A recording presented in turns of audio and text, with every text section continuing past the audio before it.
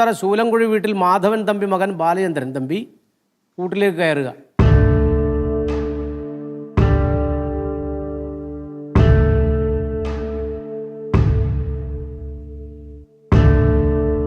രണ്ടാം കക്ഷി പടവലം വീട്ടിൽ കുട്ടമ്പിള്ള മകൾ നീലിമ ബാലചന്ദ്രൻ തമ്പി.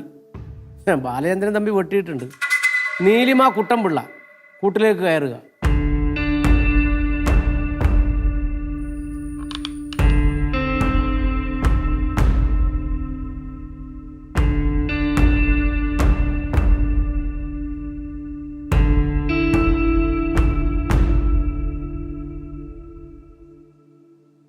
ഇരു കക്ഷികളുടെ വക്കീലന്മാരുടെയും വാദങ്ങളും പ്രതിവാദങ്ങളും കോടതി കേട്ടു.